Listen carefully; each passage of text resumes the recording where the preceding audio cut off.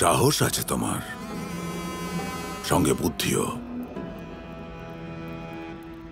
কিন্তু ভাবো, আমি যদি তোমায় ব্যবহার করে ওই কৃষ্ণকে বধ করিয়ে দেওয়ার পর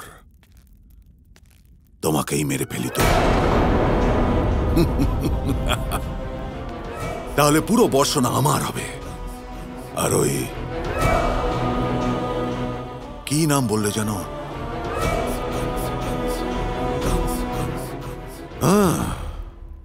রাধা, সেও তো আমার হবে। সাবধান কংস!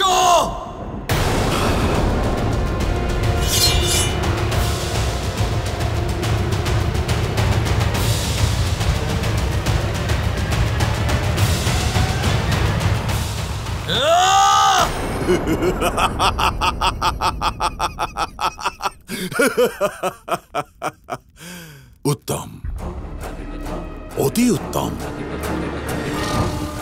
পরীক্ষায় সফল হলে তুমি। এই আগুনটাই তো দেখতে চাইছিলাম, যা তোমার চোখে স্পষ্ট দেখতে পাচ্ছি আমি। আজ পর্যন্ত যে কয়জনকে আমি কৃষ্ণকে সংহার করতে পাঠিয়েছিলাম, তারা এই জন্য গেছিল কারণ আমি ওদের পাঠিয়েছিলাম। কিন্তু তুমি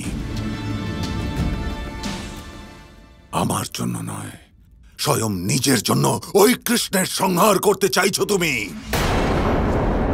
তোমার এই ক্রোধই কৃষ্ণকে সংহার করতে তোমায় বল দেবে। তোমার এই ক্রোধই তোমার সাহায্য করবে। আর এই কারণেই আমি তোমায় আশীর্বাদ করছি। তোমায় সাহায্য করব আমি। এবার বলো, কোন সময়ে তুমি কৃষ্ণের সংহার করতে চাইছো?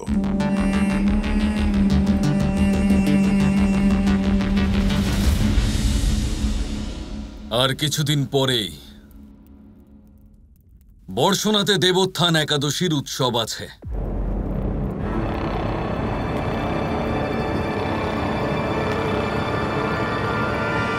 একদিকে দেবতা নিজের নিদ্রা থেকে জেগে উঠবেন, আর অন্যদিকে কৃষ্ণ চিরনিদ্রায় তলিয়ে যাবে।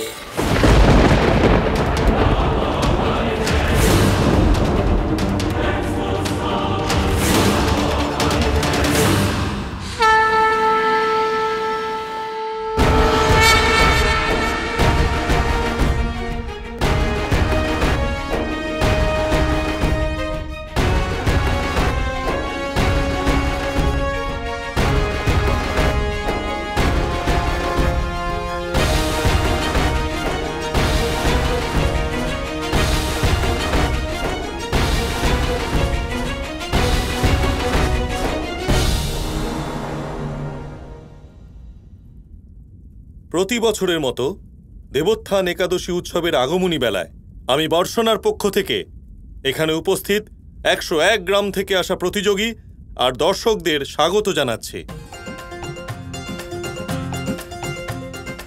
আমি কৃতজ্ঞ তাদের কাছে যারা এই প্রতিযোগিতায় এই বছরও অংশগ্রহণ করতে এসেছেন।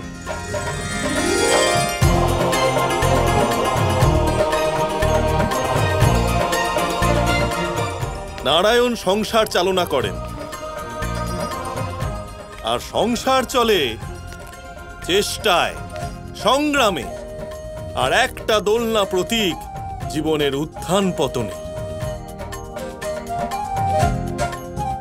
আজ এখানে এই প্রতিযোগিতায় এটারই নির্ধারণ করা হবে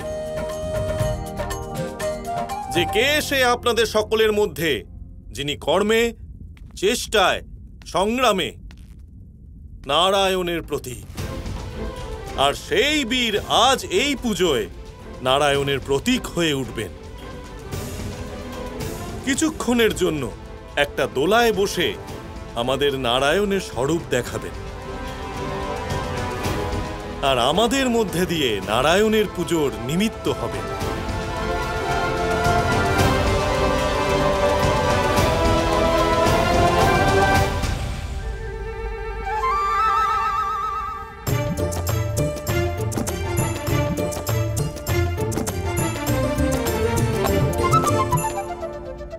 একশো 4 গ্রাম থেকে আসা কাঠ দিয়ে তৈরি হবে সেই দোলনা, যার ওপর বসবেন কেবল একজন মাত্র বীর, যিনি এই উৎসবে নারায়ণের প্রতীক হবেন। তাহলে আসুন, নিজ নিজ গ্রামের একটি করে কাঠ এনে এইখানে রাখুন, আর শোনান নিজের প্রতিযোগী হওয়ার হুঙ্কার। কে আসবেন সর্বপ্রথম?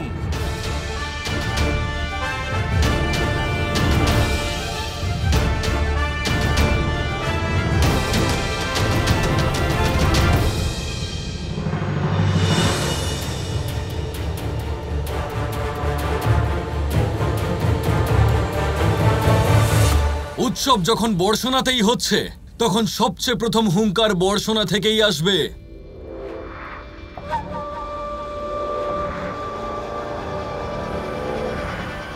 আমি বর্ষণার মহাপণ্ডিত উগ্রপতির পুত্র আয়ান বর্ষণার পক্ষ থেকে এই প্রতিযোগিতায় অংশগ্রহণ করছি।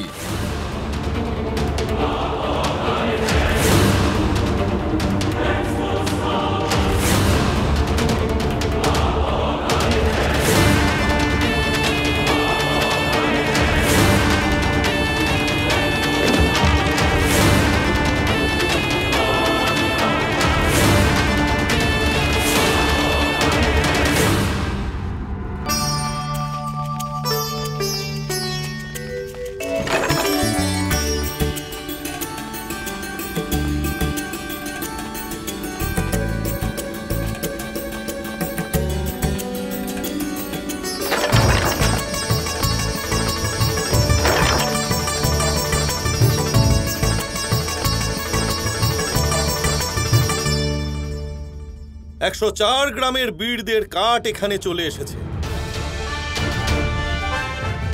এবার দোলনা বানানোর কাজ আরম্ভ করা হোক।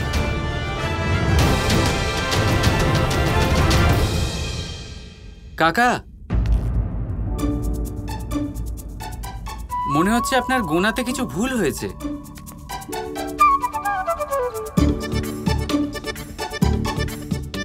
105টা গ্রাম আছে।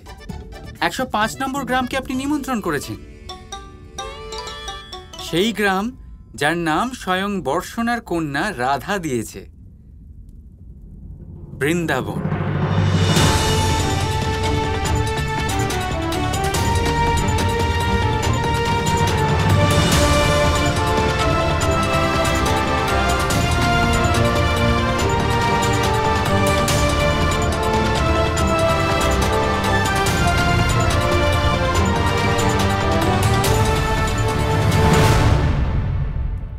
দাদা,